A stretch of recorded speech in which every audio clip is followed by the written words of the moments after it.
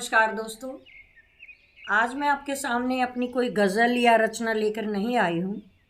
आज मैं आपके सामने एक मशहूर लेखक आदरणीय ध्रुवगुप्त सर का लिखा हुआ एक आलेख लेकर आई हूँ, जो कि उन्होंने प्रेम पर लिखा है।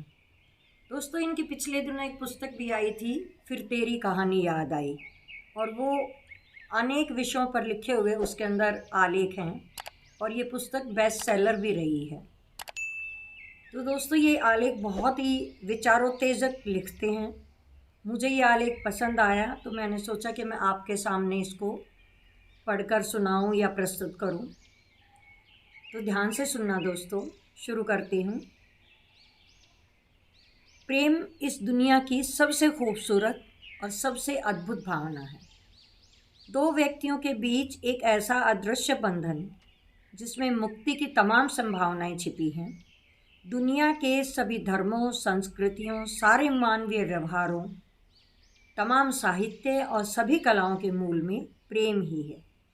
प्रेम को परिभाषित करने की कोशिशें अनंत काल से होती रही है। प्रेम के बारे में बहुतों ने लिखा, लेकिन इस विलक्षण अनुभूति को शब्दों में कोई भी ठीक ठाक नहीं बांध पाया। शायद इसीलिए कि प्रेम सिर्फ जान लेने की चीज़ नहीं है, उसे जीना और महसूस करना होता है। हमारे पुराणों में एक कथा है जो कुछ हद तक प्रेम के मर्म तक पहुंचती है। कहा गया है कि सृष्टि की रचना के लिए ब्रह्मा ने अपनी देह को दो हिस्सों में विभाजित किया था। पहला हिस्सा का हुआ और दूसरा या। दोनों को मिलकर काया बनना था। पुरुष हिस्से का नाम स्वयंभू मनु पड़ा और स्त्री हिस्से का नाम शत्रुपा। उन दोनों के मेल से पृथ्वी पर मनुष्यों की उत्पत्ति हुई। काल्पनिक सी लगने वाली इस कथा के अर्थ बहुत गहरे हैं। अपने आप में संपूर्ण न पुरुष है और न ही स्त्री। अपनी रचना के बाद पुरुष और स्त्री दोनों ही अपने अपने आधे हिस्से की तलाश में भटक रहे हैं। टुकड़ों में उस आधे की उपलब्धि का सुख कभी प्रेम में मिलता है, कभी विपरीत लिंगी मित्रों में, कभी दाम्पत्य में, और कभी कल्पनाओं में ही बनी स्त्री या पुरुष छवियों में। अधूरेपन के इस शाश्वत एहसास और अपने खोए हुए हिस्से को खोज लेने की बेचैनी का नाम ही शायद प्रेम है। हमारी भारतीय संस्कृति में अर्धनारीश्वर की कल्पना यूं ही नहीं की गई थी। बहुधा प्रेम को स्त्री पुरुष के बीच के दैहिक आकर्षण का पर्याय मान लिया जाता है। प्रेम में दैहिक आकर्षण की भूमिका होती है, लेकिन हर दैहिक आकर्षण प्रेम नहीं होता। आकर्षण की उम्र बहुत छोटी होती है। यौन आवेग उतर जाने के बाद यह लुप्त होने लगता है। इस आकर्षण से भावनाओं का उपनिवेश निर्मित होता है।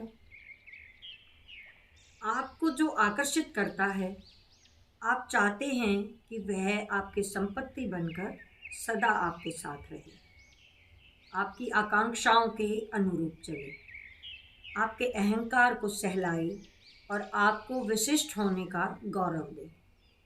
इच्छाओं की पूर्ति न होने पर आकर्षण हिंसा का रूप भी ले सकता है। इसके विपरीत प्रेम दो व्यक्तियों से मिलने से उपजी एक आंतरिक खुशबू है, जो कि उनके बिछड़ जाने के बाद उनके व्यक्तित्व में सदा के लिए बची रह जाती है। प्रेम बेड़ियां नहीं, मुक्ति देता है। वह एकाधिकार नहीं मांगता। किसी ने आपको 2 घड़ी 2 दिन भी प्रेम के अनुभव दिए तो आप सदा के लिए उसके कृतज्ञ हो जाते हो। प्रेम की सफलता प्रिय को पा लेने में नहीं, फासलों और अतृप्तियों में है। दाम्पत्य में नहीं, उन नाजुक बेशकीमती संवेदनाओं में है जिन्हें आपके व्यक्तित्व में भरकर महबूब ने आपको अनमोल कर दिया। प्रेम हमारा स्वभाव होता है। इसे कुरेद कर जगाने में सबसे बड़ी भूमिका हमारे जीवन में विपरीत सेक्स की होती है। एक पुरुष का स्त्री से या स्त्री का पुरुष से प्रेम एक बहुत स्वाभाविक है, लेकिन यह प्रेम के उत्कर्ष तक पहुंचने का रास्ता भर है, मंजिल नहीं। एक बार प्रेम में पड़ जाने के बाद प्रेम व्यक्ति केंद्रित नहीं रह जाता, वह हमारी मनस्थिति बन जाता है। एक बार आप प्रेम में हैं तो आप हमेशा के लिए प्रेम में हैं। आप एक के प्रेम में पड़े तो आप सबके प्रेम में पड़ जाते हैं, समूची मानवता के प्रेम में, सृष्टि के तमाम जीव जंतुओं के प्रेम में, प्रकृति के प्रेम में। ज़मीन से आकाश तक आपको प्रेम ही प्रेम नज़र आएगा।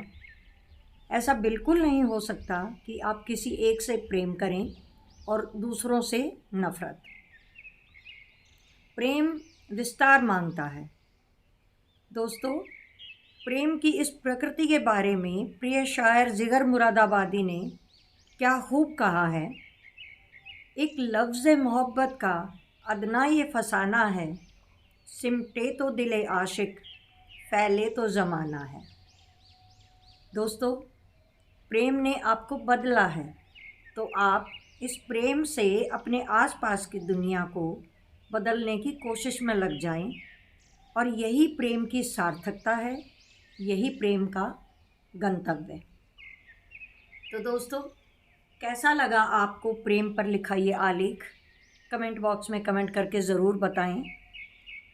अपनी किसी और वीडियो जल्दी लेकर आऊँगी आपके सामने, कोई गज़ल रचना या कोई मोटिवेशनल बातें। तब तक आप सबसे विदा लेती हूँ। नमस्कार, आदाब, सत श्री अकाल।